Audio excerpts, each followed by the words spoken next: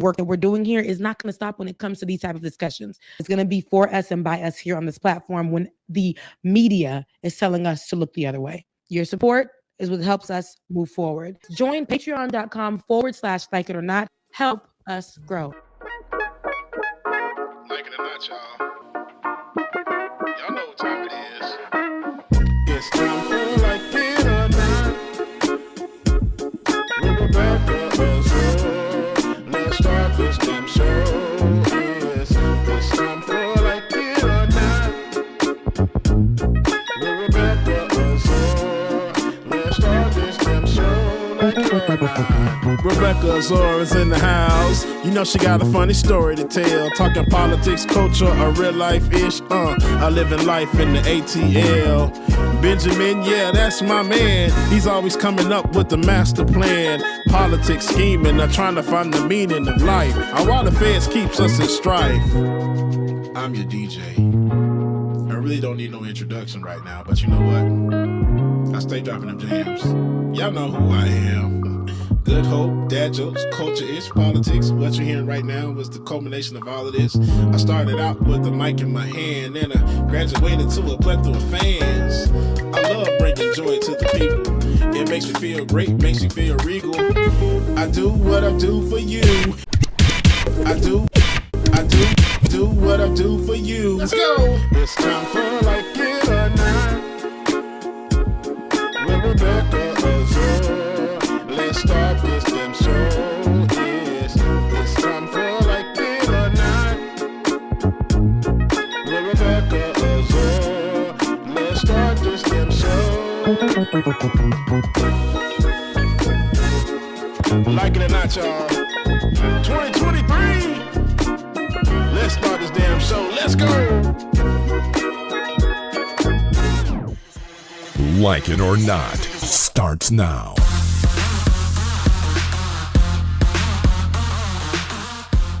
That thing say, ficky, What happened right there? That was David's remix.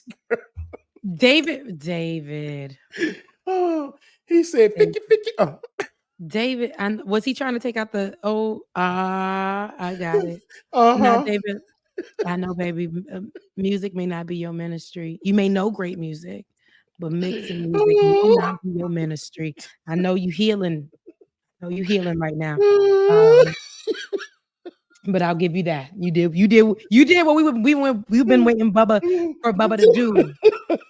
And you tried, because I've been screaming to the mountaintops about that. And so David was like, something had to be done. Rebecca, God. I hear you and I thank you. Music may not be your ministry, but I thank you. He said, maybe like it or not. And so that tells us, what does that tell us, audience? Bubba has to do what? Fix it. Amen. And we'll be waiting on that. Only Jesus can fix that, child. We'll be. It's all right, because you're the music ministry. You're in the music ministry on the show, so we gonna need our good brother Bubba to fix it. But we thank you. We thank you, our white brother. Oh, God, for trying your best. I appreciate it, though. Welcome, you guys. Welcome to Like It or Not, but we're free to tell the truth and not care who doesn't like it. All right, y'all. Listen, we have a lot to cover. I know it is a Wednesday. Me over here thinking it's a Thursday, but It is a Wednesday. And we wanted to make sure we check in because we are right on the brink. We're right on the neck. We're right there. We're right there, close to the finish line when it comes to who is going to be the president of these here United States of America. And we're just a few days away. We're talking about next Tuesday, November 5th. That's when we make that decision. So I don't know who you're voting for, how you're voting for, but I want to dead the conversation of let's just hold the vote, all that stuff here in this house at Like It or Not. We're going to vote, and we are going to vote the right way. And I ain't talking about the right conservative, but I am saying that I really want you to understand, and I'm specifically speaking to the minority groups, specifically the Black people. Let's take an understanding. Let's get a listening here. I actually wanted to play a video, and I know that this wasn't a part of it, but I'm going to go grab it really quickly while I'm talking to y'all. we have a lot of people who came before us who didn't know what it was going to look like, and they fought for this opportunity for us to have the right to vote.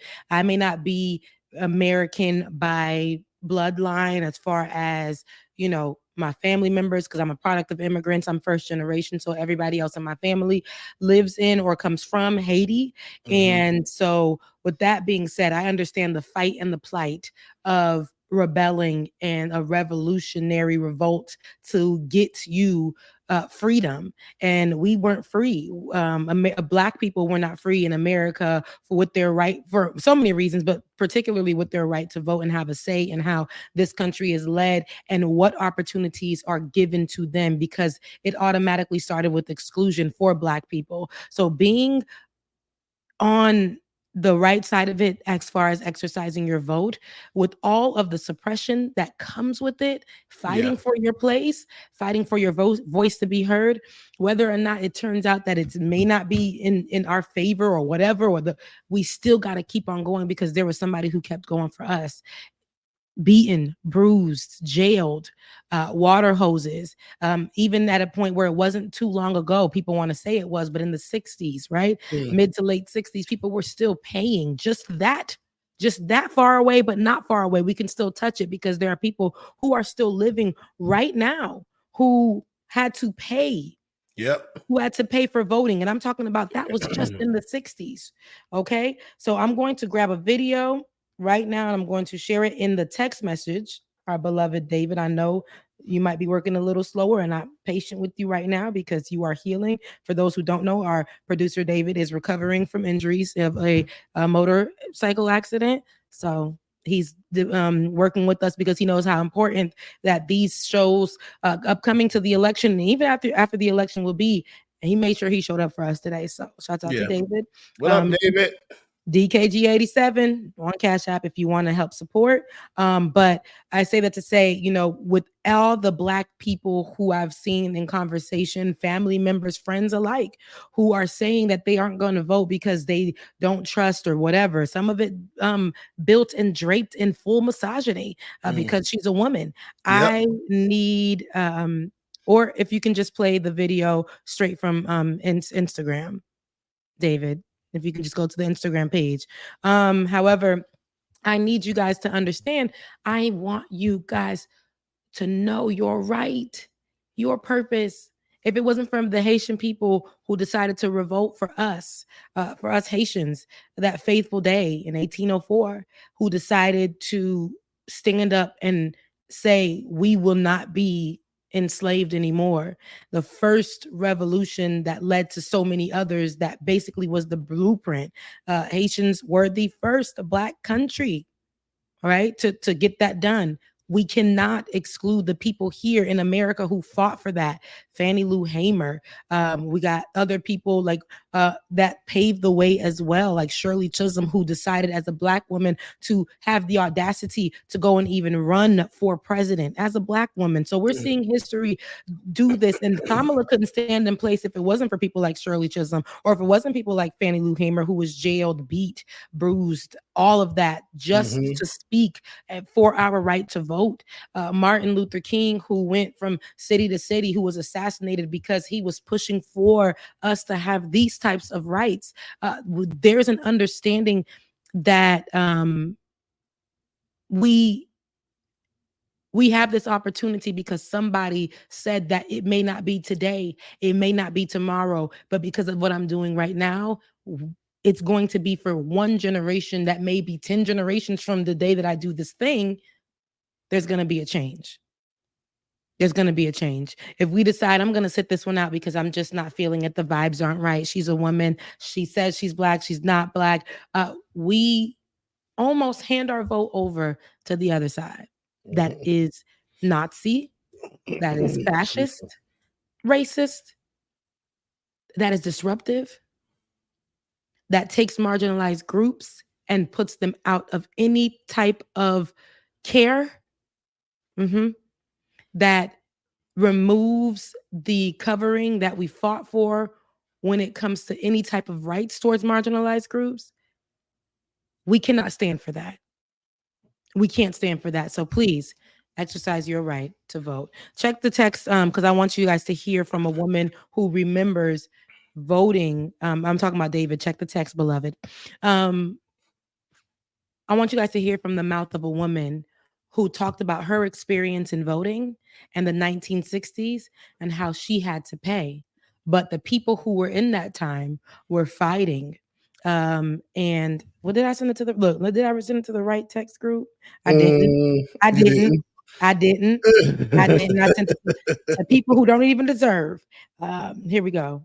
Listen to how this lady tells us about her right to vote. Shout out to Power 104.7 for reposting this. This is when we had to pay poll tax.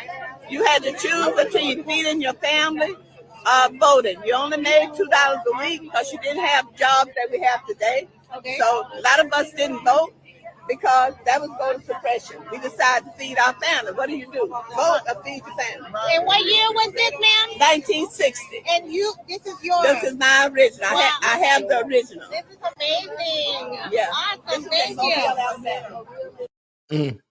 Play it from the beginning one more time. The poll tax certificate from 1960. This is when we had to pay poll tax. You had to choose between feeding your family, voting. You only made $2 a week because you didn't have jobs that we have today. Okay. So a lot of us didn't vote because that was voter suppression. We decided to feed our family. What do? Vote or feed your family. And what year was this, ma'am? 1960. And you? Yes. That was 1960. This is a poll tax that they gave Black Americans, and they made them pay for their opportunity or their reason or the option for them to vote. And see, like she was saying, some people weren't able to because of the jobs they were having. So the amount that it took to vote was almost similar to the amount that they were getting paid. So they had to choose between feeding their family and also voting. So voter suppression is what she said, which is not a word which is not a term that is not valid today, because even in Atlanta, we understand voter suppression. We've had congressional people on the show, congresswomen on the show, state senators on the show, people who, all types of leaders from Atlanta, from Florida. We had so many from around the nation on our platform who literally had the conversation about, or we're talking about actively in that time, just in 2020, fighting for the voter suppression right here in Atlanta. So understanding that this wasn't too long ago where they were paying for this. We played videos on this channel where in Florida, they were going after telling former felons that they had the right to vote, that they could vote, telling them that they could vote. They went and arrested them, mostly Black people who have been free for over a decade, had to start a new life, put them back in handcuffs to put fear into them about voting. Voter suppression is real. Here in Atlanta, for addresses that were above businesses, we know that we have a lot of those in Midtown, Buckhead, different areas like that towards the city, in the city, where people have addresses above businesses, homes, apartments, above businesses. And they were sending out mail to them telling them that their addresses were not valid because it was above businesses.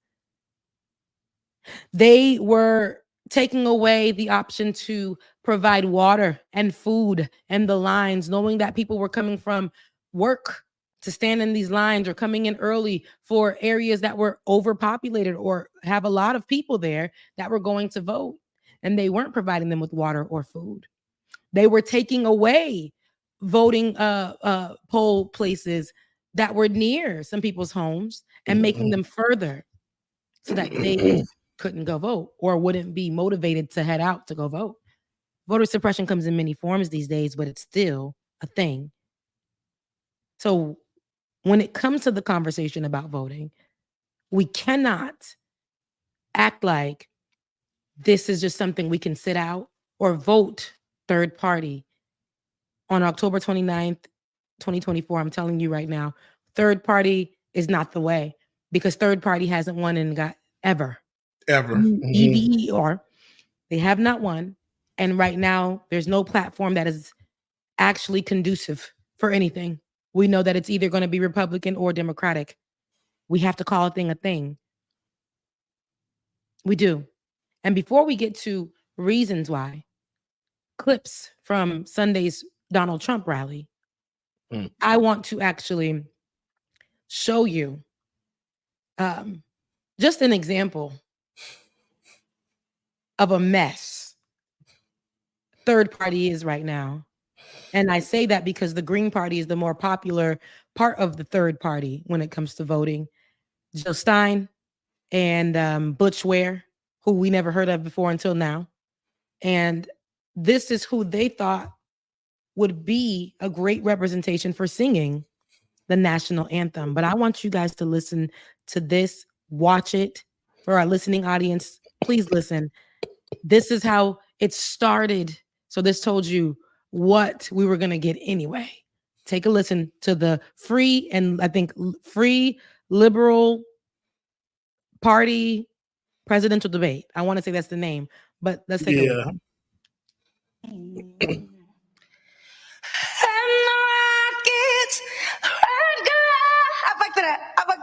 Can I go back? Can I go back, please? Bomb bursting, and I got too nervous. Gave parole through the night that our flag was still there. Whoa, say does that star spangled banner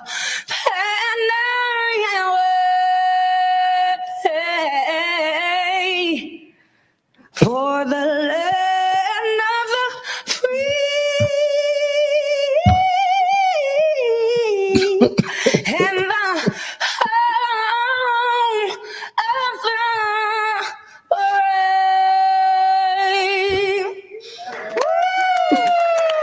brave. Fergie, you are forgiven, Fergie. No, at the Fergie, end, you are forgiven. Listen, at the end, it's her looking for where to go. And then it was Remember the man. anyway. What she said, I effed it up. I effed it up. He said, we're live. Y'all, this tells us why y'all want to vote third party. They didn't even, and let me tell you guys, I looked for this lady when I woke up in the morning, and I looked to see if this was real. People don't really watch, and it's called the free and equal presidential debate, and that's the third party groups, including the Green Party. And the only reason why I mentioned the Green Party because everybody's like, it's not the Green Party debate, pretty much because nobody else really knows about the other third parties. More so, the most popular party is the Green Party. So I say this to say, this is literally what set the tone for what it is, what they're doing. Like, there's no reason right now for us to even have these discussions. Even Jill Stein herself said that they're afraid because they're winning. That's a lie. We can't give energy to this. But I looked for this lady, and I know this has nothing to do with nothing, but I want you to know, I want you to understand how much they don't give a damn. And they need to go ahead and do a reformation there as well. But they looked for, I looked for this lady. Her name is Loomis. I looked for her, found her a video of her in 2015 where she was a white woman singing and just had like a little bit of soul in her voice, but a white woman. And then I went on to look for her some more, only to find that some page that she had on Twitter said that she was Sicilian. So you are a white woman, and you are cosplaying as a black woman. I only say cosplaying because I went to her Instagram, and here's how she's like giving it up. She's like, yeah, y'all. So anyways, what's the, it's so good. Is it long nails, all of that, baby hairs. She's cosplaying as a black woman. So they thought they were bringing somebody ambiguous because Jill Stein said that, we know we made it because we, and I'm loosely, interpreting what she said, but she said something along the lines of this. We basically know we made it as as the Green Party, and the world knows that because we were on the Breakfast Club. The Breakfast Club cannot be your basis for everything. For saving the America. It can't be your basis for saying that because you got on the Breakfast Club, you're speaking to the black people. The Breakfast Club is not the bar, because that is low. Just like in these elections, Donald Trump is low. It's just like the Catch Me Outside chick. That's what this is like. And I think her history is before she began to cosplay. I think she was a songwriter because again, I went down a rabbit hole. She was a songwriter who I think is Grammy Award winning, but she decided when she wanted to come to the forefront to cosplay. So here we go. You're cosplaying as a Black woman. Now it's problematic to me. Now I see why you messed up, and this should tell us everything we need to know about how this debate went. Period. So I posted that on TikTok, and it got over 8 million views. Mind you, all my other videos get like 2,000, whatever. That got 8 million views because people didn't even know that there was anything called the Free and Equal or Green Party or anything that represented the Green Party or whatever presidential debate. They didn't know. That was not an SNL skit. America, we got to take it seriously. We're not just trying to win over Black people. We're not just trying to win over this party. We're not just trying to win over. We are a people that needs actual guidance, leadership, not dictatorship. As we've seen on Sunday, because and if you can, I want you to just I didn't send you any clip of this, but in the meantime, we're gonna play some clips from, and I found a page that actually merged some clips from Donald Trump's rally, but we're gonna play some clips from Donald Trump's rally. But David, if you can, grab some things also for juxtaposition purposes for from the rally on Saturday from, I believe it was Saturday, from Kamala Harris. Friday from Kamala Harris, just juxtaposition, right? So right now, I want you guys to take a look at the mess, dictatorship, racism, KKK rally, white nationalist party, a whistleblowing situation. We have to look at everything that was said here. I don't care if it was said by a comedian or such and such or who and that and this, but we got to look at this and we got to take everything seriously and look at it as a threat. But I want you guys to take a listen or get the vibes of what happened in about 60 seconds. And this is not all of it, but it's just about a 60-second clip of what Donald Trump's racist KKK rally looked like. Nazi rally. Thank you. Absolutely. Because they love making babies too. Just know that. There's no pulling out. They don't do that. They come inside just like they did to our country. The fucking illegals, they get whatever they want. There's literally viewer discretion at the back link. Garbage in the middle of the ocean right now. Yeah. I think it's called Puerto Rico. You see, I put my MAGA jacket to trigger Hillary Clinton. She is some sick bastard, that Hillary Clinton, huh? What a sick son of a bitch. She is the Antichrist. We need to slaughter this other people. All right. Heck yeah. It's a cool black guy with a thing on his head. He had a Halloween party last night. We had fun. We carved watermelons together. It was awesome. I love you, Donald. God bless America. And God bless the United States of America. Now go do it! USA! USA! Who is that? USA! If that didn't scare you, because I mean, people would think also that was a skit. You thought that the woman singing the national anthem was a skit. Y'all would think that's a skit. Some people were saying, oh, it's just a joke, which is going to be the theme of this episode right now. Oh, it's just a joke. Y'all can't take a joke. Why can't I tell a joke? Why can't I tell a racist joke? Why can't I say these things? That's because a lot of these things that they're joking about has come out of Donald Trump's mouth or his peers' mouth, not as a joke. So even sending somebody to make these type of comments as a joke, for us to overlook it, for us to laugh at it as a nation, no, not in this climate, not under Donald Trump. We're not going to sit here and act like, because again, the conversations that I have been seeing online have literally been trying to give Donald Trump a pass. It's just a joke, guys. We got to look at it. We gotta make sure that we don't make it sensitive like this. Not Dr. Phil, because we're gonna get to him too, but Donald Trump didn't. It's not that bad. Like, we got to make sure that we're not being so sensitive to this, because now we're taking the politics away from it. We're taking the politics away from what? This is part of the politics. This is part of Donald Trump's politics. He doesn't like Puerto Rico. He doesn't like immigrants. He thinks black people are good for nothing. So to make a joke where black people are, this comedian saying this lets us know where his mind is in this climate. Is that Hulk Hogan? It is. And let's not forget, Hulk Hogan in the previous, at the RNC, at the Republican National Convention, Hulk Hogan had blessed these people, blessed these cult members, blessed Trump supporters as Trumpites. I know y'all may think it's nothing, but you gotta understand this is a cult of people, and to name them and then also have other speakers right after that talk about a war is coming, and especially if Donald Trump doesn't win, now we have a whole bunch of Trumpites who are willing, and I talked about this with Olay earlier today, to scale a wall in the name of Donald Trump. Not any wall, the wall of the Capitol, to remove emergency buttons from your leaders, from our respected leaders, Congress people, senators, to remove emergency buttons from underneath their desks, to take Nancy Pelosi's laptop and what, defecate on her desk in the name of Donald Trump. When Donald Trump first won, we were removing racist monuments,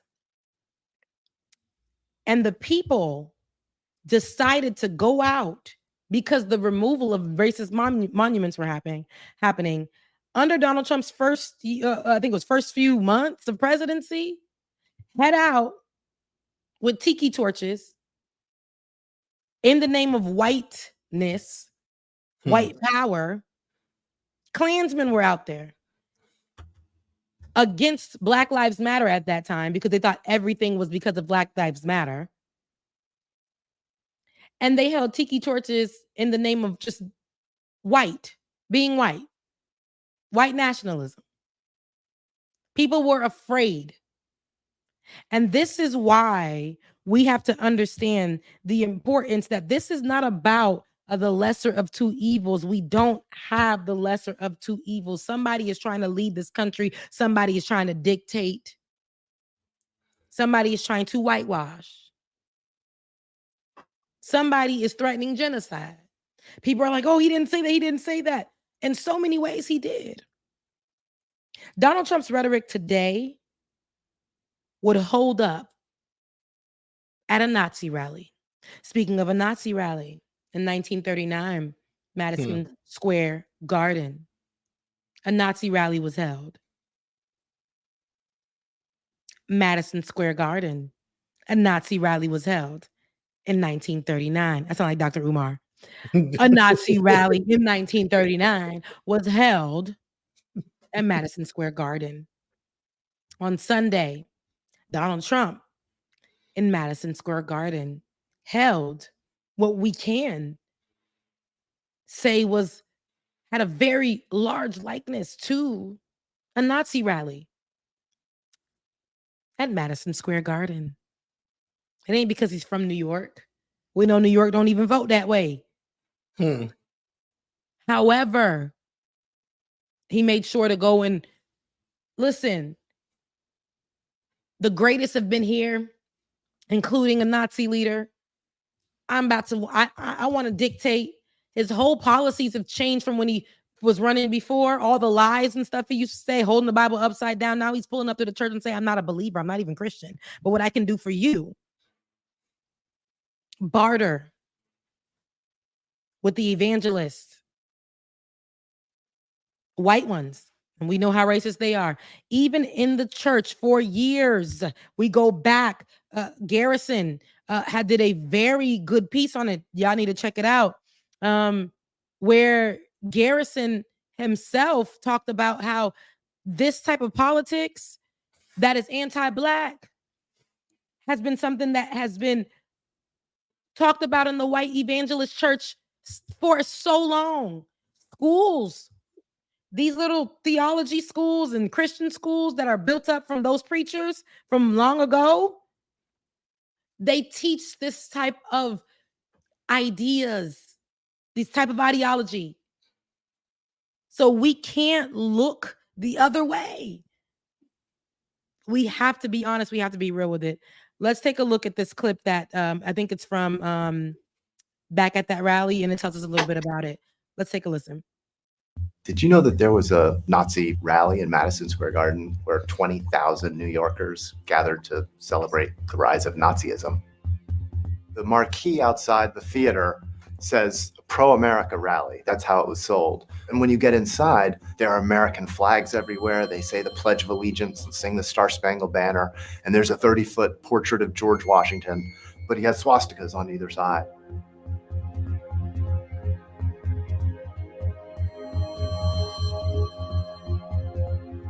It seemed like something that, if it were true, everybody would know about. It would be a common part of American history. But I was wrong, and a number of archives had pieces of footage from the night, but nobody had pulled it all together. And when I sat down and started looking through, I was just stunned. I was shocked and appalled and confused. The juxtaposition of Nazi imagery and ideology with the icons of American patriotism are really disorienting.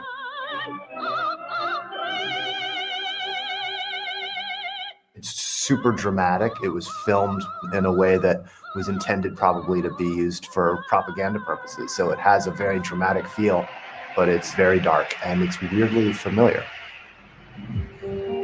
The anti-Semitism and fascism, of course, were embraced by an unsettlingly large number of people. And you know that if 20,000 people show up for a rally, that there's many times that who support the ideology. Absolutely.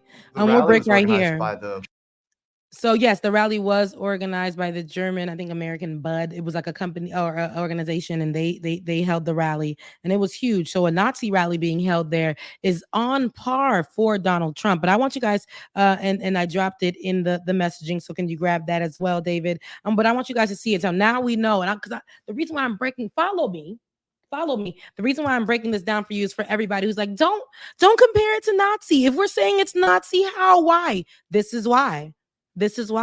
Now let's take a look at it from the perspective of the white evangelical, right? The people from the church, where they say that we can't. A lot of time I grew up hearing we can't mix politics and religion, but the truth is we always have. I mean, we've been fanning ourselves off with Barack Obama for the last, God knows what, 15 years. 10 years, we've been fanning ourselves off with Barack Obama fans in the church because we knew Martin Luther King was a reverend. Martin Luther King Jr. was a reverend. All of our favorites were tied to religion in some way. Mm-hmm. So I don't know why people are trying to use that as well. But but we'll take a look. Thank you so much, David, at how this actually connects to evil. Mm-hmm. Okay, let's take a look at how white churches have actually been a part of why racism is so heavy when it comes to politics and church. Let's take a listen. To hold the vote until we get something.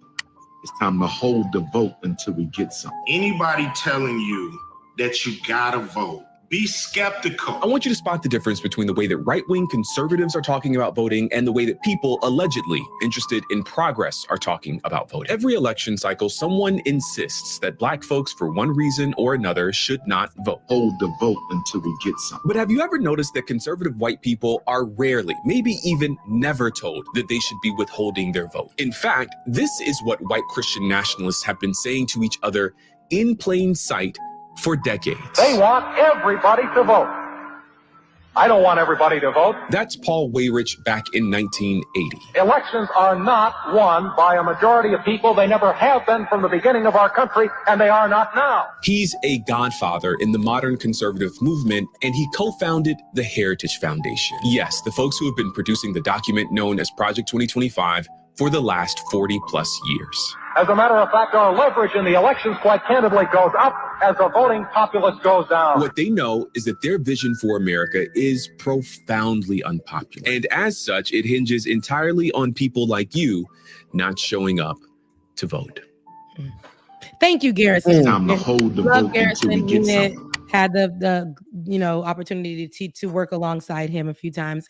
But not only is this telling you about the reason why they don't want us to vote, also how the evangelicals, the godfather of the white evangelism, who is also responsible for the Project 2025 years down the line. So now let's go back to me saying, while our ancestors were fighting for us, them white folks, them white ancestors were doing what they needed to do for Project 2025 to be what it is today, to provide platforms, money, financial stuff for Project 2025 to be what it is today. Things in Project 2025 have already come to fruition, and Donald Trump isn't even president yet.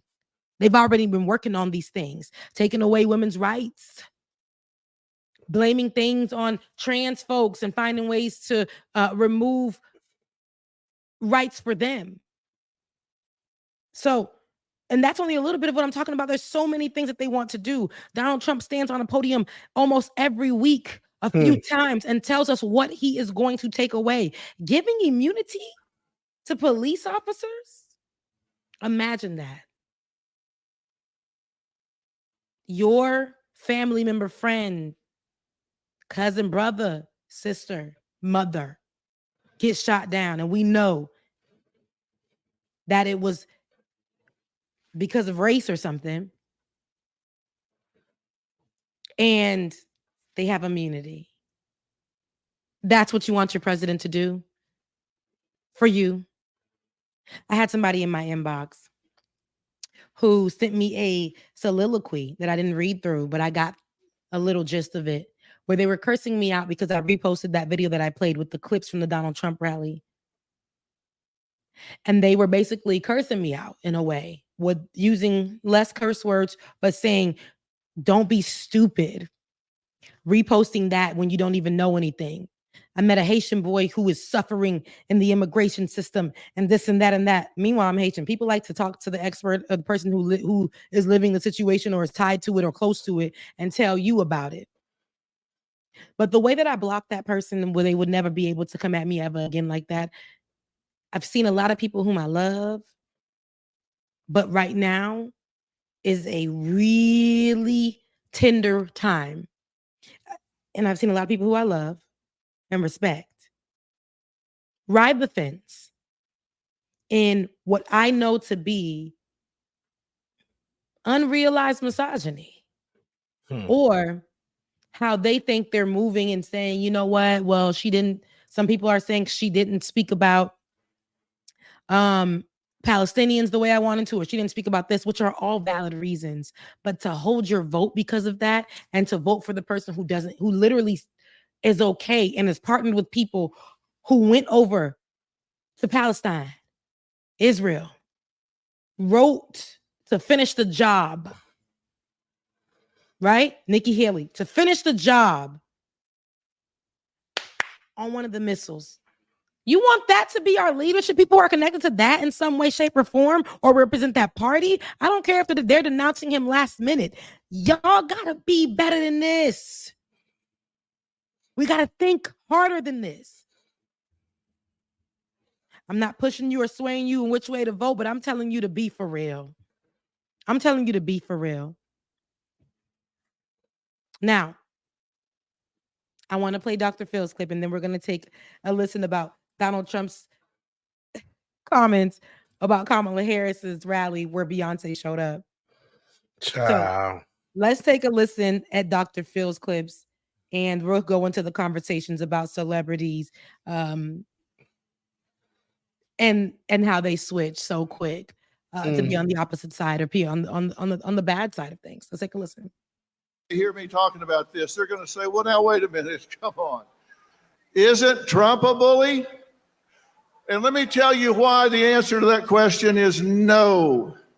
Why? Because to be a bully, there has to be an imbalance of power. And when there's not, it's just called a debate. And he's just better at it than anybody else. Pause it. Mind you, this man also talked about DEI. When Yes, any white did. man mentions DEI and he's on the side of Donald Trump, DEI, they associate with blackness. They don't want anything DEI. Diversity and inclusion. They don't want anything DEI. Diversity, equity, equality, and inclusion. They don't want it. That means to include black people. That means to stop being racist. That means to stop to stop the pay gaps and to stop the so much. I have so much to say about that because I talk about this. It's like to not be racist. It's simple. Dr. Phil, what the hell did you have to say? Because he got into this hotel room saying that this ain't a thing. Basically, that he got something to say about it. Nobody wants to hear it. I was on Letter Hack the other day with Letter Hack, Matt on his show, and absolutely not. We don't want to hear what you got to say. You stood up there and you represented hate. You represented division. And then you tried to break it down to people the way that Dr. Umar does for the Black people, because you are a doctor and you tried to manipulate mentally people who are not going to do the research because they are so set on voting for Donald Trump or tying themselves to the hate or tying themselves to the party, tying themselves to being conservative because down the line of their family, that's how they did it. Tying themselves to red because that's what they represent. That's full on American for them. So you told these people that by definition, Donald Trump isn't a bully because you had to be balanced, right? And then you stated it was just a debate and he's better at it. They say these things and do not provide any actual facts. None. And if they do, it's inflated and it's a lie, a full out lie. Stuff that has been debunked. But many people who want to be on the side of opposition will choose to stay in the dark and not know so they can continue to push misinformation, continue to side with division. Absolutely not. Let's take a listen to what Donald Trump said about Kamala Harris's rally. And if we have some clips from the Kamala Harris rally, we'll play that just for you guys to take a look at the stark difference of the rallies. And while David's pulling that, one thing I want to know is like, what's Oprah saying at this point about Dr. Phil? So let's talk about that. Go ahead. I was about to say, is she like, okay, she probably already knew. Hands down, she probably already knew. But just like seeing him come up there, and I wish we had the other clip, like you said, about the DEI stuff, because I'm just like, that does affect Oprah in a certain type of way, because now it's just like, oh, okay, so you're doing my show for the money, for the grift. Okay, what's going on? So I don't want to put it on Oprah. Do I not like Oprah sometimes and how she presents in this space? Yeah. However, I'm not going to put it on Oprah, and I'll tell you why. Oprah provided opportunity for these people, not because of what they represented. I don't think Oprah knew that over 10 years down the line, Dr. Phil was going to do this flip, or Dr. Oz was going to do this flip. Did we know that Kanye West was going to do that flip? Did we know that 50 Cent would side with who we would side with? Did we know that Snoop Dogg would make comments that almost sided with, not almost, but that sided with Donald Trump? Did we know that Sexy Red, who wasn't a part of my crew, but Generation Z, was going to go out here and sit on a white podcast and speak to a white man and talk about that Donald Trump gave her money and Donald Trump is funny and people don't understand him? Nobody knew these things. These people get out there and they grift like we see Anna Kasparian doing every day on Twitter. Hello. The grifts are major. Candace Owens, she grifted early. Somebody who used to be a part of the left went to the right. I don't think there's no issue with criticisms on the left or criticism about your leader. Naturally, we always are going to have that. Are you going to side with everything your leader says? Absolutely not. Right. Absolutely not. My preacher every day. Do I like everything he says? Sometimes I don't. Do I still show up for church? I do. That job y'all got. Do you like how they run that ship? I said ship with the P. Do you like it? Absolutely not. But does it pay your bills for now? Absolutely it does. Are you leaving it? No. Because it supports you. Donald Trump will not support you. Can we hold Kamala Harris accountable when she is seated? That is the goal. Absolutely. We cannot do what we did before and just take the time to just breathe when the person is seated because we didn't have the opposition.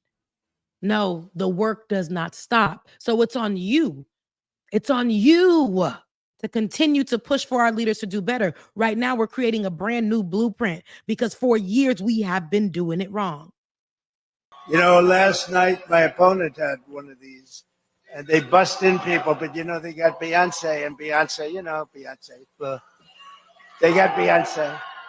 So Beyonce went up, spoke for a couple of minutes, and then left, and the place went crazy. They booed the hell out of everybody. They thought she was going to perform. Now, I would have no interest in that, but they said, and what happened is my opponent got up and started speaking. They booed the hell out of her. It's crazy. So they have to use people to get people to come, and then they send buses.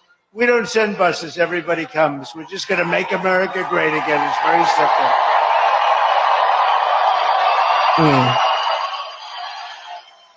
I thought I'd tell you that little story because you'll never hear it from the fake news. And of course, they weren't booing her. Yeah. They were booing what she's talking about something she said about Donald Trump. Yeah. I watched the whole thing while I was DJing an event, had the AirPod in my ear and watching the whole time. And the crowd was thrilled. You know how to multitask. Multitask like a mug, girl. When I say like a mug, because Beyonce was there. What? And Beyonce and Kelly, I wish I would have got that. Now, that's the clips I should have got. Beyonce got up there and actually said some real stuff. She's like, I'm not coming to you as a celebrity. I'm coming to you as a mother who is worried about her children. See, thank you. I have the be clip on it already. Mm-hmm. But it was an amazing speech, and I'm glad I had a chance to hear it. But the crowd was enthused. When I tell you it was packed, I'm just very excited about this campaign, y'all. November 5th, Tuesday just need to come on. And I'm anxious, overly anxious. It is killing me. So am I. Let's take a listen just to a little bit about the Beyonce's portion at the campaign rally. Yeah. Kelly did speak as well. I don't want to only play Beyonce because her group mate from Destiny's Child, Kelly Rowland, and her sister Fran also spoke as well. So while we play this, I'll grab the Kelly Rowland one. And I'm not doing this for a celebrity. I want you guys to hear just the stark difference between the people that Donald Trump had as his rally, which was a lot of celebrity wrestlers and comedians and all of this. And here we are upset that in Texas, a city where Beyonce is from, where she spoke. This time she didn't just say, hey, I want put on the hat and vote for Beto or vote for such and such. She came actually with words. So let's take a listen to that. We need you. It's time to sing a new song. A song that began 248 years ago. The old notes of downfall, discord, despair no longer resonate. Our generations of loved ones before us are whispering a prophecy, a quest, a calling, an anthem. Our moment right now, it's time for America to sing a new song. Our voices sing a chorus of unity. They sing a song of dignity and opportunity. Are y'all ready to add your voice to the new?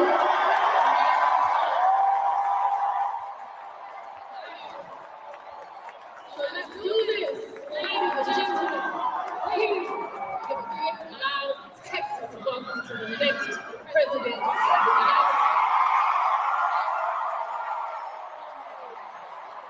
So this is the part where she introduced. Go to the beginning. David, scroll to the beginning. I know you scrolled to the end, which is like a 5-minute thing, but scroll some to the beginning. Let's get a little bit of her intro. We are so happy to be standing here on this stage as proud country, Texas women.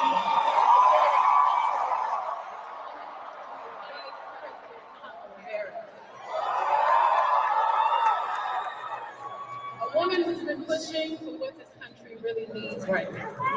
Unity. It's impossible not to feel the energy in this room. The community, the humanity. We are at the precipice of an incredible shift, the brink of history.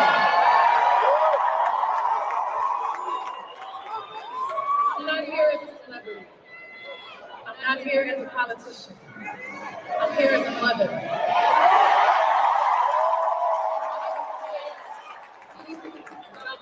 My children and all of our children. You can stop right there. So, and let me say something, Rebecca, as well too. A lot of people are saying that why Beyonce, are asking like why was she there or whatnot.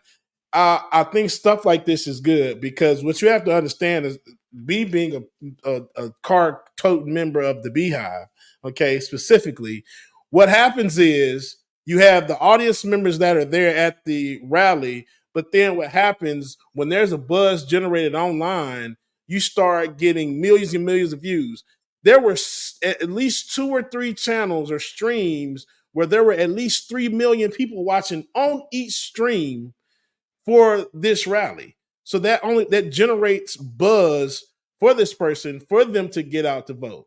Yeah, it would have been nice for her to sing. We would have loved that.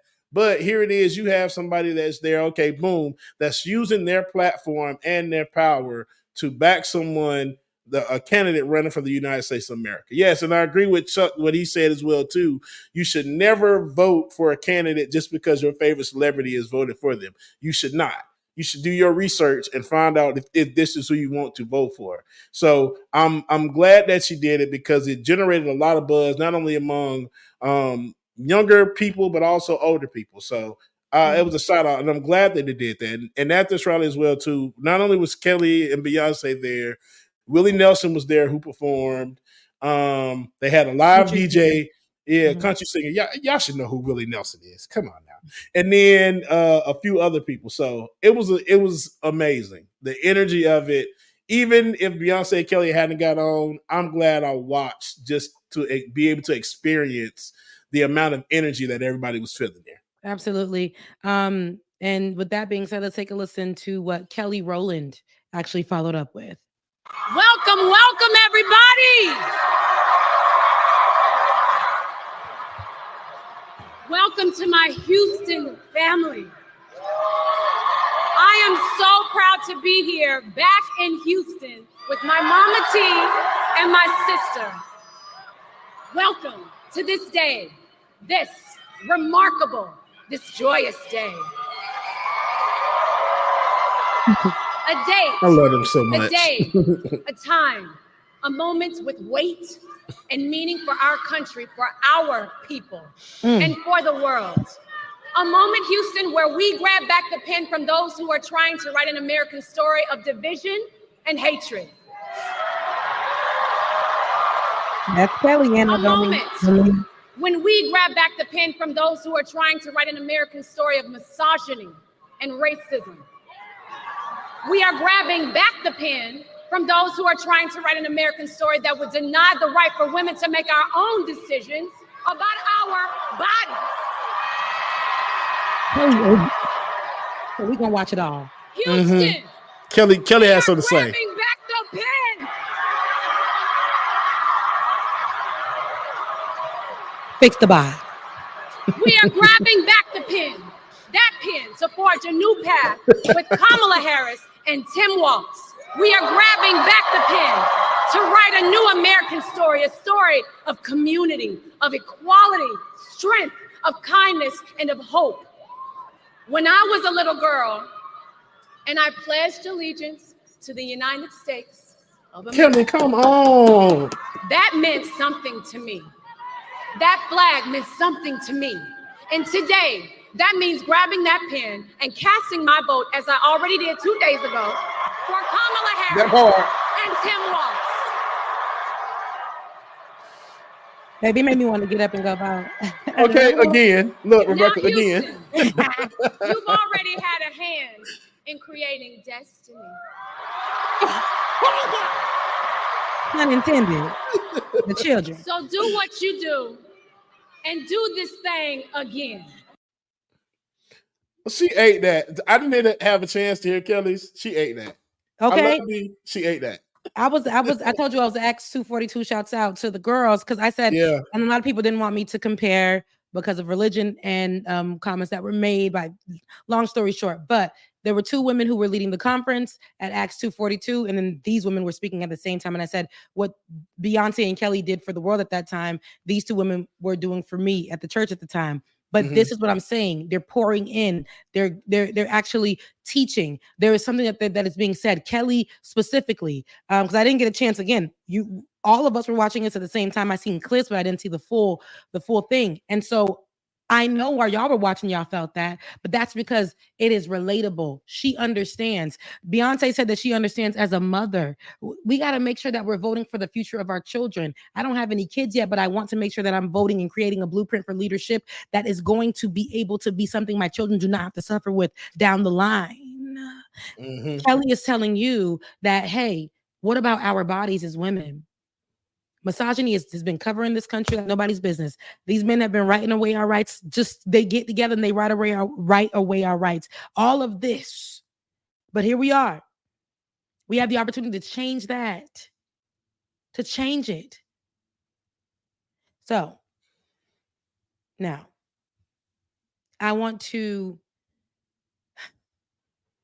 really go into how people took this moment. And mind you, I am one person who criticized celebrities tapping in at last minute for or endorsing presidential candidates. And Beyonce did that with Beto years and years ago, last minute. I'm talking about hours before, child, and told everybody to vote.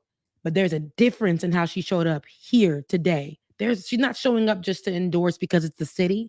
She's not showing us. She actually says, hey, yo, we got to vote because we're not pushing anything. This is not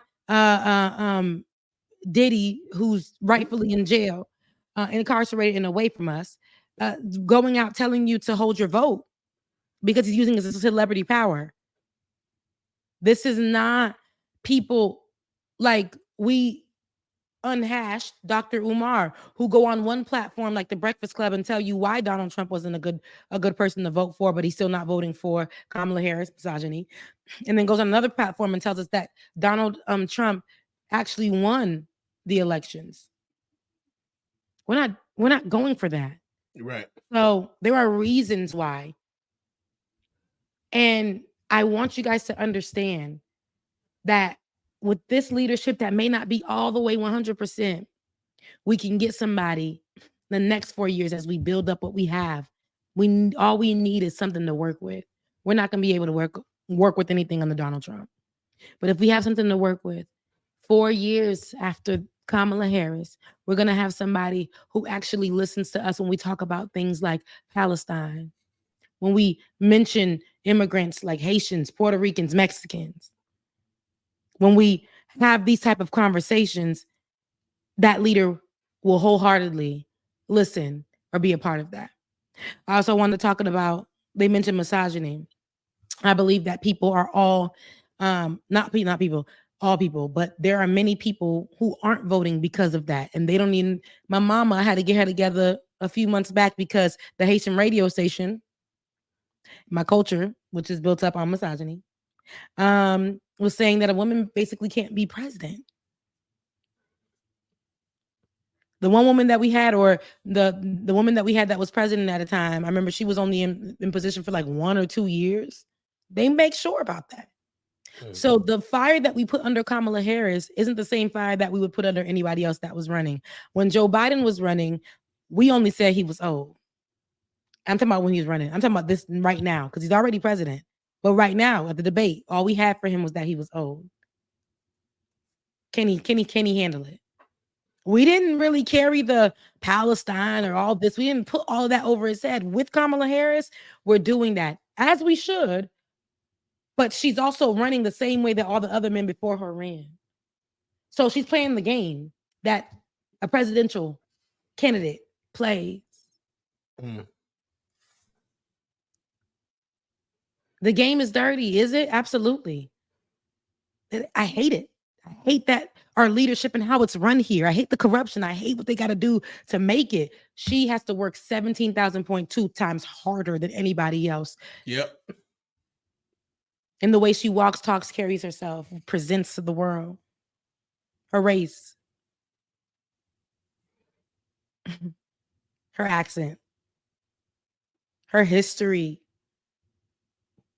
They want to go into who she's dated in the past. This is what they do. So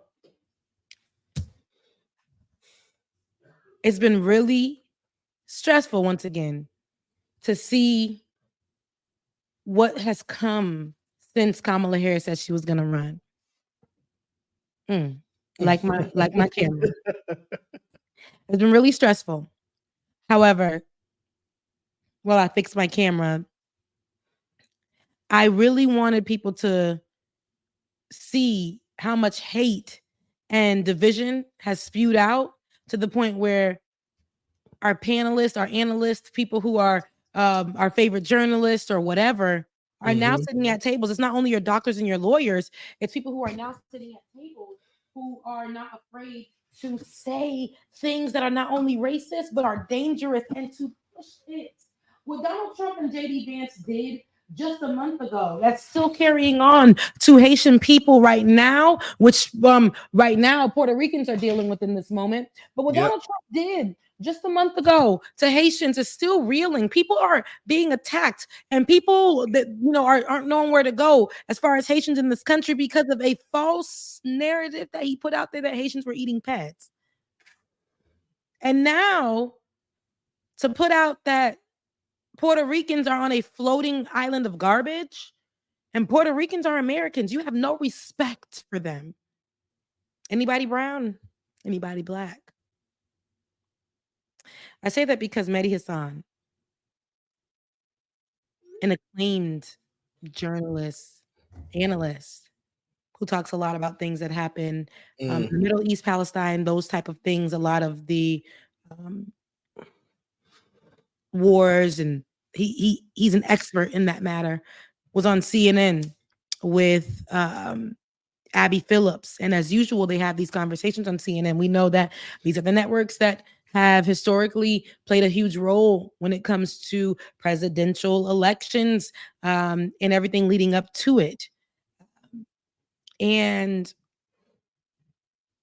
the man that was on there with him, Ryan, I want to get his name right, Ryan Gudersky. There we go. You already know when I said it, Ryan Gudersky. I'm just not going to call the people. Ryan Gudersky. Mehdi Hasan was on there, and they were discussing I believe it was Palestine, and he was saying that Mehdi Hasan was saying that he's a pro-Palestine, and Ryan Gudersky's comment to him during this panel conversation took a left turn, a dangerous one. Yeah. Let us know how racism is now open Nazi rhetoric. And y'all gotta fight me on this one because I'm not Anna Kasparian. I don't think that mincing my words is a thing. This is Nazi rhetoric that was said to Mehdi Hasan by Ryan Gudersky. Let's take a listen at the exchange. 1 second. As my producer gathers that information, why this is important, I'll give you guys a little bit of background. And since then, CNN has apologized to Mehdi Hasan and its viewers because of Ryan Gudersky's derogatory remarks, implying, and I wanted y'all to see it first, but he implied that Mehdi Hasan was a terrorist. And to me, further, not only was he a terrorist, but that he deserved to be unalived. Yeah. So he told Hasan, who's Muslim, that he hoped his beeper doesn't go off. And for some of you guys who don't know, that's like in a reference to Israel's targeting of Hezbollah fighters in Lebanon with exploding pagers. That was last month. And that had the explosions killed, I think, 12 and injured thousands. So from me giving you that as a background, I want you to hear the so that's disgusting. The exchange. Yeah. Absolutely. And yes, Mehdi Hasan is on Zateo. I hope I'm pronouncing that right, but that's a network that he now works on. He was formerly on MSNBC, but he works on Zateo. But let's take a listen. You don't want to be called Nazis. Stop doing. You're called stop an saying- You've been called an anti-Semite more than anyone else at this table. Yeah. And people will By sit there you. and no, by me. I never called you an anti-Semite. I mean, I'm not sitting here saying I don't. I'm a supporter of the Palestinians. So I'm used to it. It's Yeah, fine. well, I hope your beeper doesn't go off. The thing is Did that you just say I should die? You should not. No, I Did said you just say no. I should be killed? No, I did not say that. I said, no, I did not say that. Hold on, hold on. Did your guest just Let say me- I should no, I be didn't. killed? What did on you live just say? TV. I said I hope Guys, you're. let me just stop. You said you hope my beeper doesn't go go off. Because you said I'm Stop a that. Of the Palestinians. Hamas. Guys, let me I said stop. Palestinians. Are you? Am I what? No, of course I'm not. Palestinians are Then not. I apologize. Are you a Then I racist, violent apologize. person Then I inciting apologize. violence against me? Ryan, That's disgusting. that is completely. No, I apologize. Good That job, is CNN. Let's completely have first out block of say the pocket. Muslim guy You should know be that. blown Then I up apologize. on Then I TV. apologize. Don't Then I say apologize. then I Wow. apologize. You literally. I thought you said accused Hamas. him. I You didn't think I said Hamas. No, I you said I didn't. supported Yes, I did. Palestinian Yes, I rights. did. Why? Because when you hear What's funny Palestinian, is you Rudy hear Giuliani said this No, yesterday, because- so you're a great guest to Listen. be here All to right, defend I Rudy told Giuliani. myself Give me I one- wasn't going to give me- entertain give me one nonsense second. today, and so at this point, This is what we're in I now. can't This do is America in Here's what 2024. I will say. Forget the Here's what racism. That's right. It's I should That's die. right. I didn't say that. You You should said, die. what does beeper mean? Don't give me your I fake did not say ignorance. you should Guys, die. Why did you say guys, with my give me- beeper give me go a- off? What did you mean? What did you mean by the beeper? I said, What did you mean by the No, beeper? no, No, you didn't. You said, I hope your beeper doesn't go off. Ryan, stop talking. At least Sorry. have the guts to support your racist comment. Hang on. So sorry. bring it back. This is why yesterday's rally Yeah. was disgusting. Don't call us Nazis, but I'm going to outrageous. threaten the brown guy as a This is terrorist why. and kill him. Because I didn't ever say Donald Trump was Hitler. But do you know who stood on a stage yesterday and said, I want to come to the Nazi rally? I don't have to make up words and call you something. You're saying it for yourself. And what you just said Kamala right Harris here, is a pimp. apologize, but I will tell you, I don't accept that apology, and you didn't even That's say it to fine. me. I didn't say it that to was you. disgusting. But I can be offended when you don't even say it That's- to me. I'm not Puerto Rican, but I was offended by what he said Okay. yesterday. And I'm offended that the former president and potentially future president would allow it and go for 12 hours and not say, I don't care. Because you know what? When Kamala Harris put out statements about switching up opinions, it wasn't good enough for Republicans. No, they continue to go in on it. As the video continues, before they went to break, Abby Phillips, who is the host of the CNN panel and this show, and the segment, she stopped it. She apologized to Mehdi, and during the break, they sent Ryan Godersky off on his way, and they continued on. But people were getting confused online that they kicked out Mehdi as well. Here is the apology by Abby Phillips. First, I want to apologize to Mehdi. We're back here, and before we get started, I want to just address what happened in the last segment. And first, I want to apologize to Mehdi Hasan for what was said at this table. It was completely unacceptable. When we get this discussion started, you'll see that Ryan is not at the table. There is a line that was crossed there, and it's not acceptable to me. It's not acceptable to us at this network. We want discussion. We want people who disagree with each other to talk to each other. But when you cross the line of a complete lack of civility, that is not going to happen here on this show. It's a heated time. We're in the middle of a political season. We are 8 days from a presidential election, but we can have conversation. Yeah, we're back here. So she was saying that we can have conversation without it getting there, because there is a difference. She also took to her live for more of, thank you, David, you're on it, for more of a clarity on where Mehdi went, or if Mehdi was invited back, Ryan was invited back. Here's the clarity. Hey, I'm sure everyone has seen what happened on the show tonight. I just wanted to address one quick thing.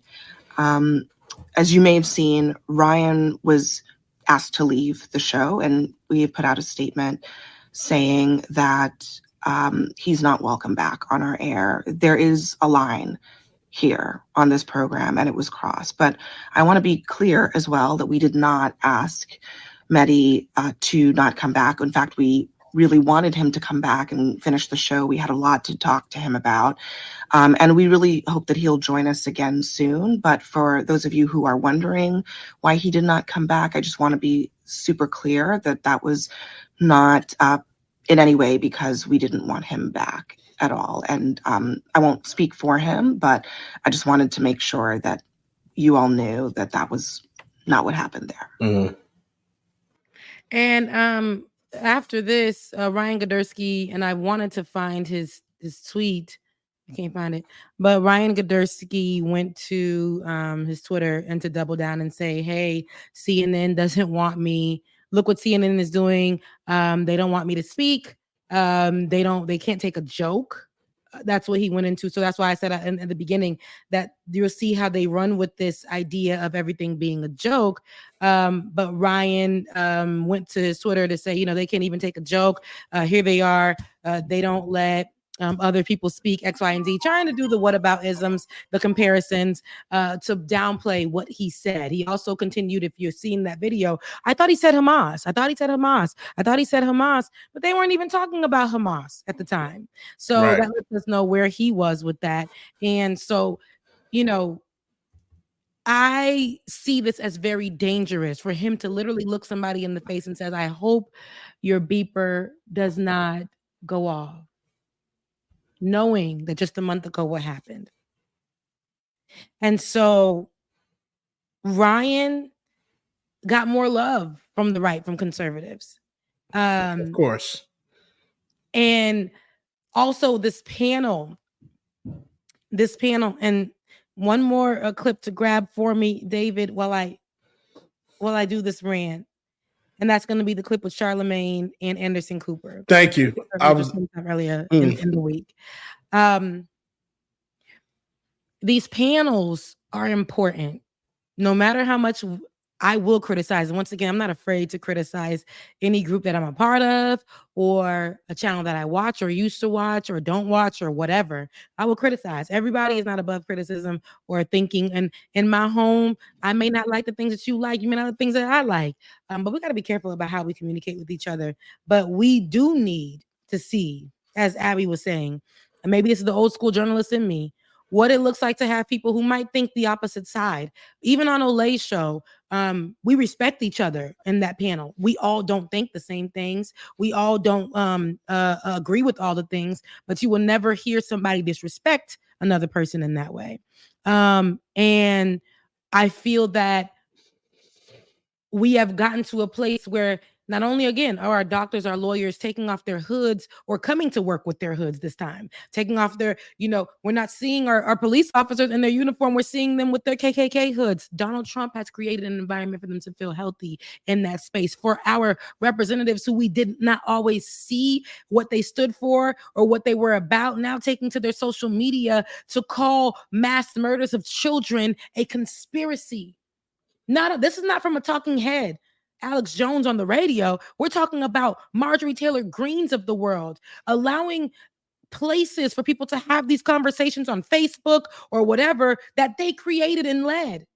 We're talking about Charlie Kirks, who helped fund or helped push out buses and rides to the Capitol for that domestic terrorist attack on January 6th. People have gotten too comfortable. The difference of opinions now are coming with, hey, yo, your difference of opinion and what you stand for will get you killed. Absolutely. This is what Donald Trump is putting out there. Your blackness, your immigration status will get you unalived.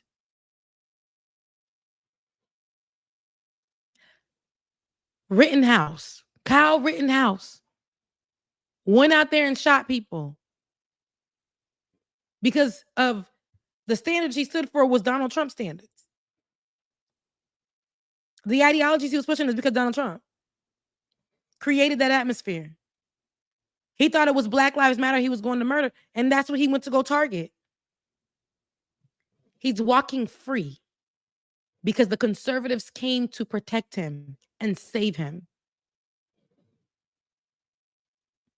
So many people place him on news networks. Funded him to have his own show or whatever platform. This is how dangerous this is. So when we do have these conversations about networks like CNN and even Fox and all these other people, Fox hardly really does the job, but CNN, who we know was pretty much left-leaning,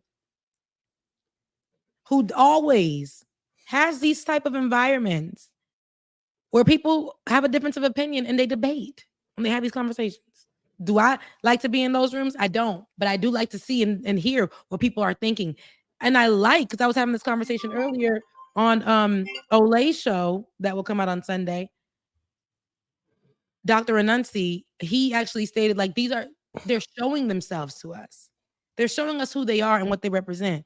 Donald Trump has allowed them to have to be comfortable in that, to know that if something happens to them, like January 6ers who got a slap on their wrist, Kyle Rittenhouse who was out there, who was outside walking and talking and being free, and this man who probably will get a book deal after this moment.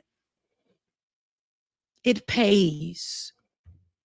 It pays to grift. It pays to go hard in the paint and say things that they know can possibly happen to a marginalized person, because we're standing on the other side of things, which is the right side of things. Y'all can't tell me that's not dripping in white ideology in America. And I say that to say, Charlamagne from The Breakfast Club, whom I revere, especially being a journalist. When I lived in New York, I saw him I met him one time in the street, such a beautiful moment. That's when he was up and coming as well. And but was still big on the radio. Breakfast Club was actually doing numbers at that time, real big numbers early on. Charlamagne has always been somebody that we've loved, worked alongside Wendy historically. I remember the first time, I think in 2018, when Kamala Harris was running, he was actually pushing her. He was on her team. And had an interview with her where the first time, if anybody want to look for that interview, where that's where I actually went back to go look a few months ago, and she actually said she was black, she was born black, and she gonna die black. That came out of Kamala Harris's mouth. I say all that to say, he criticized CNN, rightfully so, but he criticized CNN and said, hey, you guys are always talking about, the frivolous things when it comes to Donald Trump, when you're not focused on him being a fascist. I've never heard Charlamagne even speak in that manner, but he got on with Anderson Cooper and checked him about it. And I have my thoughts on that, and we'll go with it. But I want you guys to listen with this exchange with Anderson Cooper and Charlamagne. Apparently Trump's is going to tape a thing with Joe Rogan. Do you think she should do that? I think that she should keep calling Donald Trump a fascist. And I think that Americans need to keep looking at the rhetoric of Donald Trump, because I don't know why we're even thinking about electing somebody who's talking about putting people in camps. I don't know why why we want to elect somebody who's talking about mass deportation. I don't know why we're having this conversation about somebody who wants to terminate the Constitution to overthrow the results of an election. Aren't we supposed to be a patriotic country? Whenever somebody like Colin Kaepernick takes a knee in this country, everybody talks about, oh, that's so unpatriotic. But a guy can say he wants to terminate the Constitution to overthrow the results of an election and nobody cares. And like even me bringing it up now, you brought it back to Kamala and Joe Rogan. Anderson, who gives a damn? Well, I think you give him who's elected president, and I'm asking that president is a fascist. That's talking about putting people in camps. That's talking about, once again, terminating the Constitution to overthrow the results of an election. That's talking about, jailing his political opponents. Yeah. Like, that rhetoric doesn't scare people.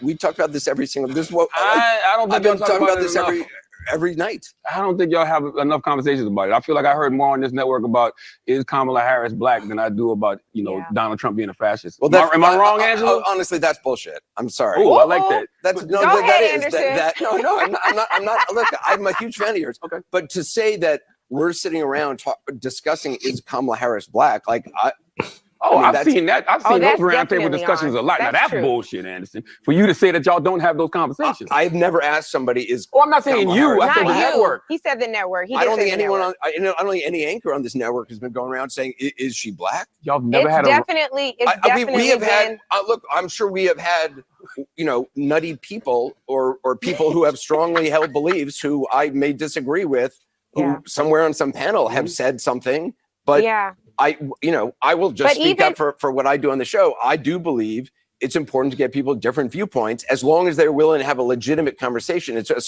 What I don't like are surrogates who come out and just spout talking points that they don't even believe, and those are people I tried to eliminate from having ever on the air again. I think no network has honest conversations about Donald Trump. Nobody's had honest conversations about Neither Donald Trump does since 2016. the Breakfast Club. Last night they were talking about neither does Breakfast Club between Donald Trump and the vice president. But it's always a double standard with Trump, whether it's with Hillary, whether it's against Biden. Now with Kamala, we talk about him being a threat to democracy, but we don't treat him like one.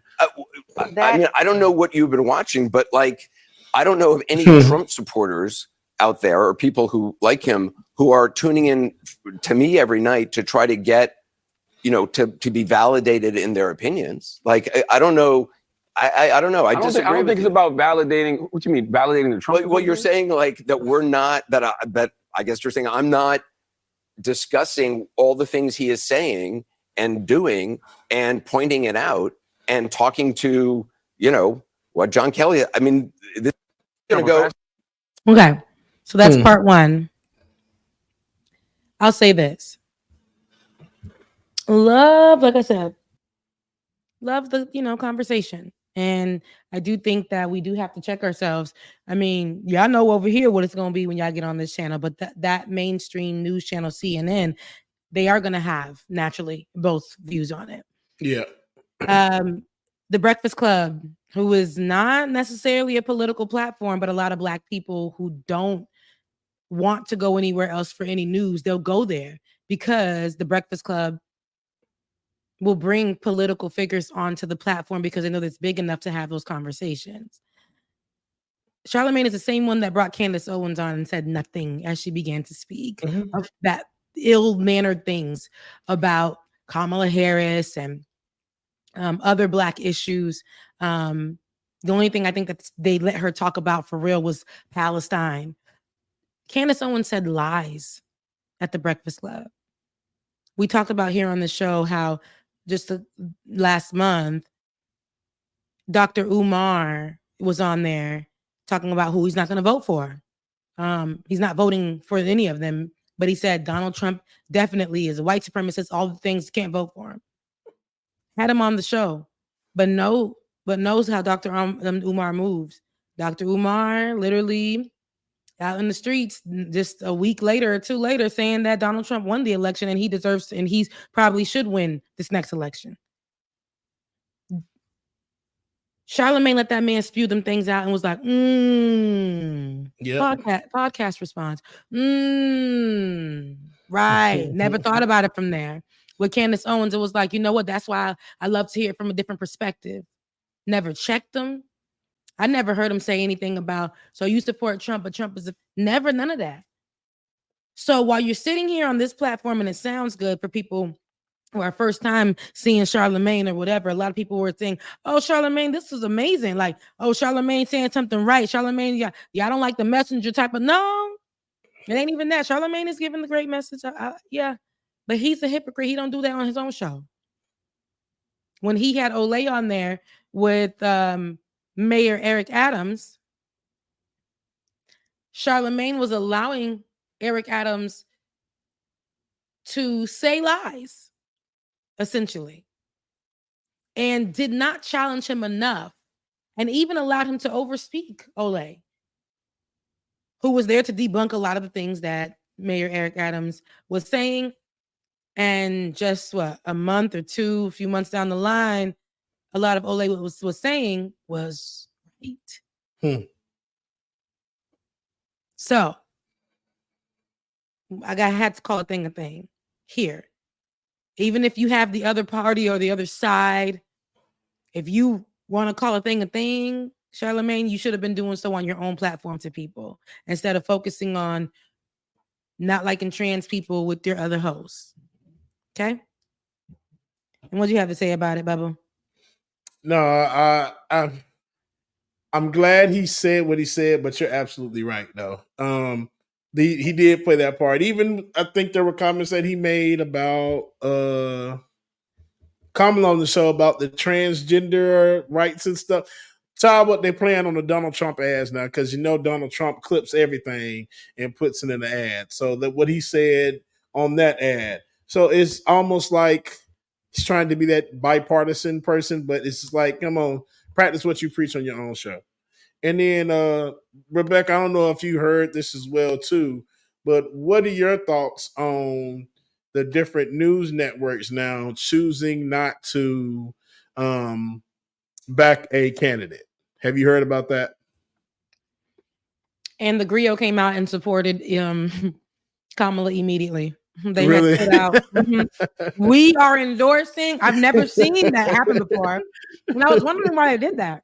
Yeah. And the Griot said, we are endorsing, I believe it was the Griot. We are endorsing Kamala Harris. Make it clear. Mm-hmm. And I'm like, why are they saying they're going to do? I've never seen that before. Yeah. But I thought it was always something that was assumed. I never really seen them come out and endorse. I never, like CNN won't do that because that's old school journalism. Mm-hmm. We know where they're leaning, but they're not going to come out and say it because that's just how it works. Yeah, it was like newspapers. Saying it was Washington Post and LA Times. Mm-hmm. Which is also in the journalism branch. That's just the written journalism part. You have broadcast, and then you have the written journalism. And they're and like you say, but it is newspaper wise, and they are both owned by billionaires. One by Jeff Bezos, Washington Post. Even the networks. These people are like our own. There was one, what was it? The Black News Channel. AMU was supposed to purchase that and utilize that years and years ago. But I think the person that owned Fox, if I'm not really purchased it or something like that, but they own these channels and they're going to tell you, okay, we can lean this way, but we're never going to outright say this because whoever owns it can run it how they want to. I'm not going to say the person that owns it may not like Kamala or may not like Donald Trump. So we can lean this way, but we're never going to endorse. And the Griot came out. I want to say the Griot, but the Griot came out or it was Blavity, one of the two. And they were like, oh, no, we clearly are endorsing Kamala Harris. Had a little commercial on the internet for it and everything. But you mentioned that in Donald Trump's, while Charlamagne was sitting there with Anderson Cooper and saying all of that about him and all the, but you in a Donald Trump commercial because that's how much they respected your verbiage. And they did nothing to take it down or get it banned, as several other people have done. So let's be careful here. Let's be careful here with that. So I just wanted to definitely bring that all of that out because it's becoming we're out of line these days. In the space of conversation, I've seen people I love will like people's post about not voting and then turn around and do a whole voting skit on the internet. Y'all, we got to do better. Yeah, we got to do better. But listen, the election is on Tuesday. Ooh, Chalet. Tuesday, November 5th. I need y'all to go out and vote. I need you guys to go out and vote. I want to end it on a lighter note. I'm gonna put go ahead, Bubba.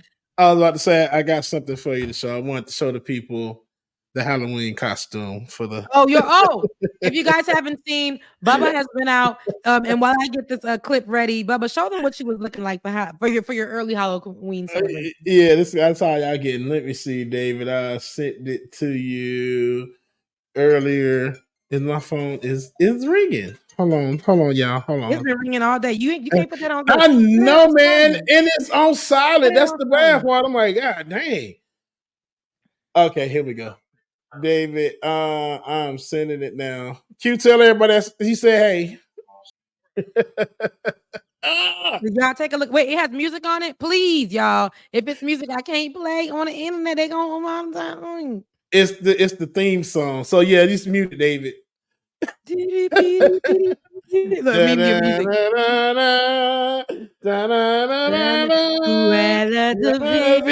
go, Becca. I don't know if that's a lyric. Me neither. That's all I know. Look at him. It's the hair for me. And then I looked down at the shoes. I said, not the grandma 22. Child, I had to because these it looked good. You said, oh, not the wig came out. I didn't get that full video on the TikTok.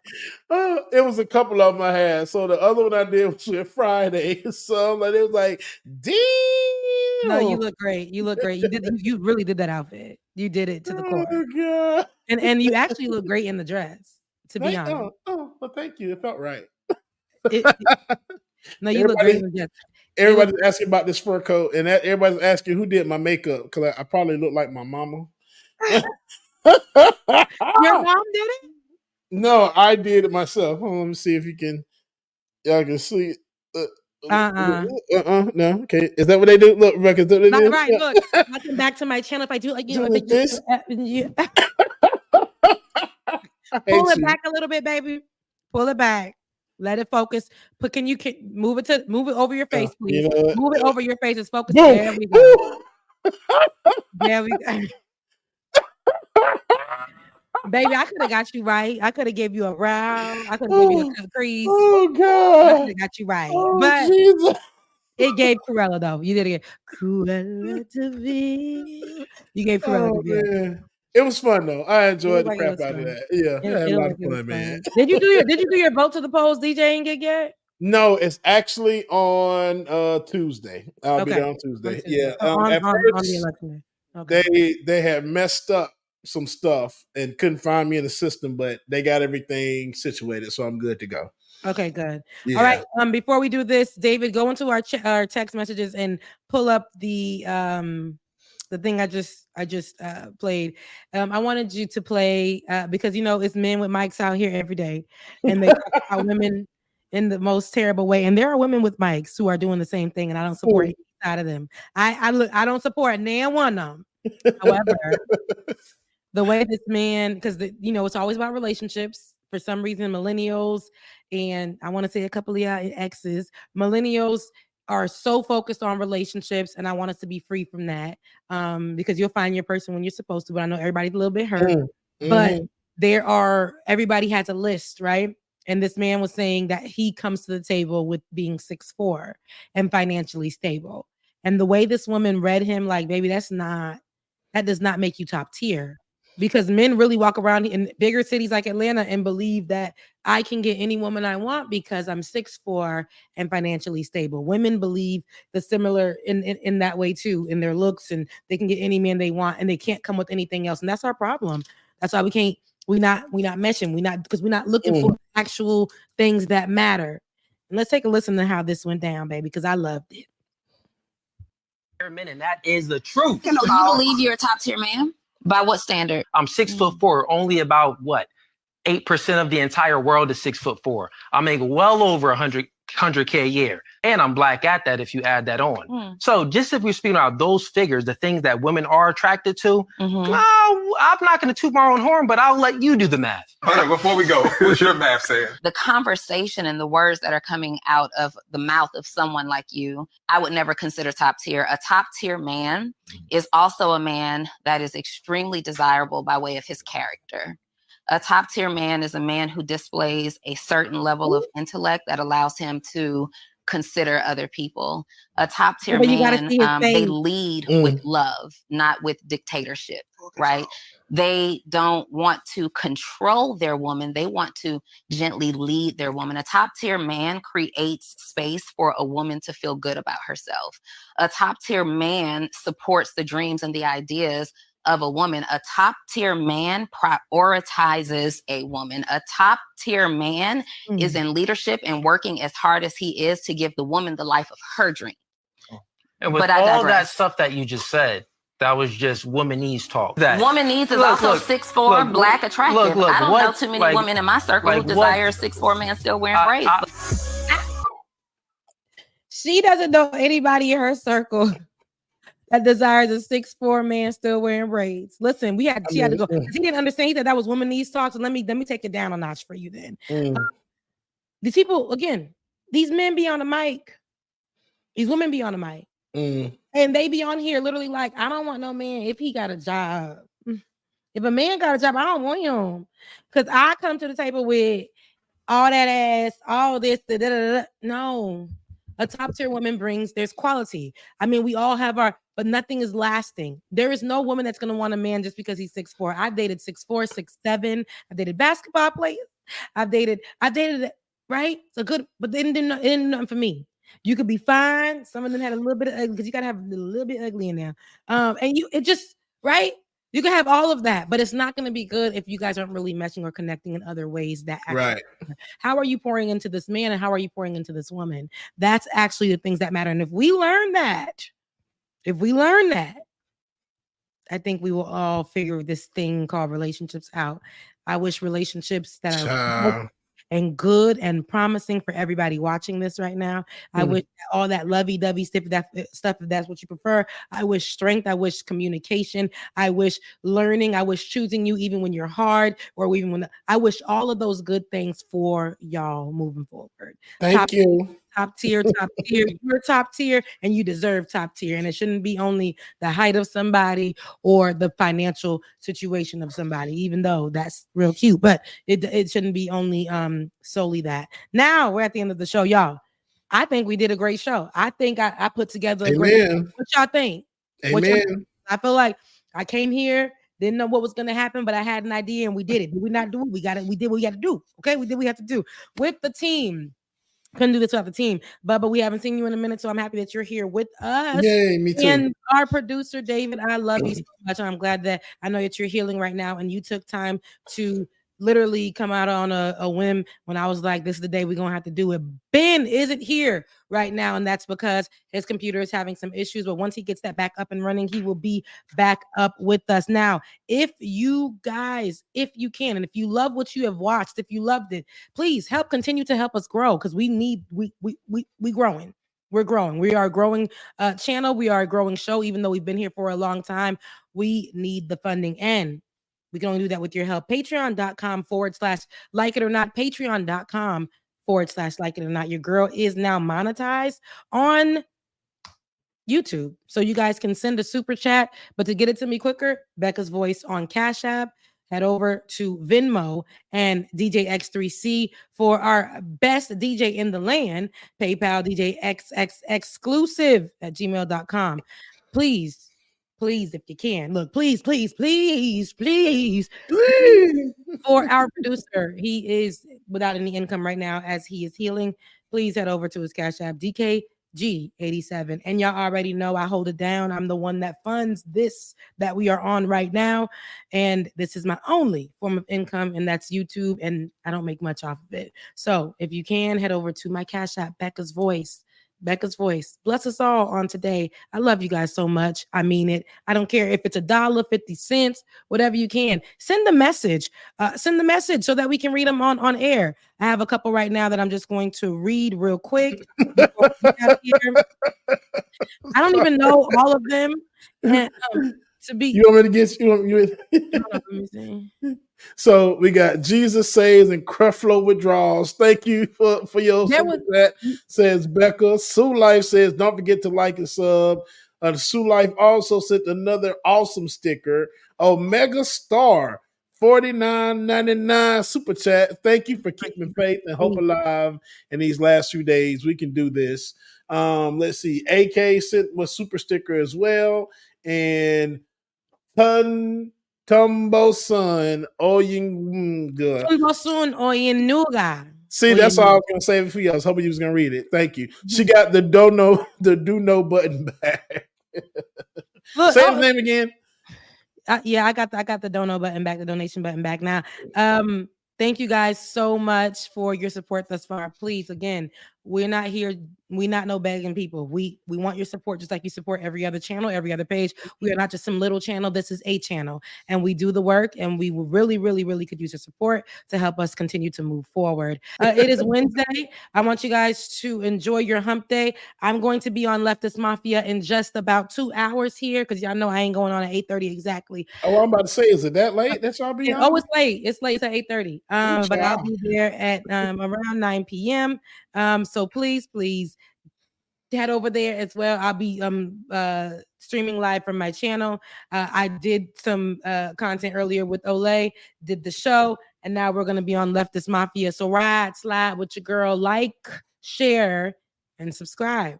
All right. Make sure you're here. I'm not sure if I'll be here exactly on Saturday. We may do an extra show before Saturday. And I'm saying that because on Saturday, I may be going to the rally. Kamala Harris is going to be back in town. Bubba, she's going to be back in town. So if you want to head over there, it's going to be on your side of town.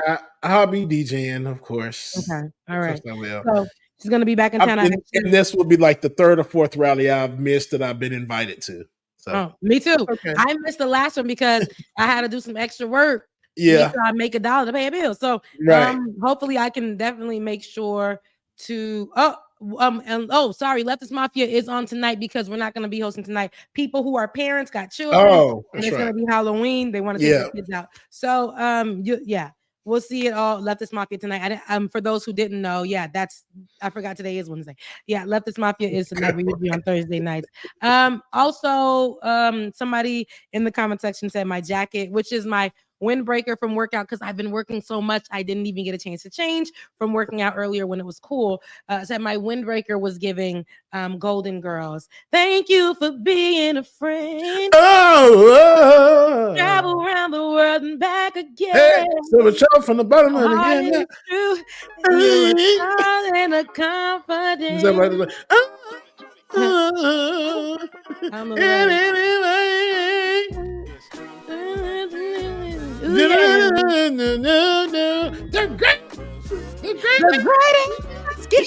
I can't get up there, girl. That's all you. I don't know the whole thing, but all right, y'all. I love you. I mean it.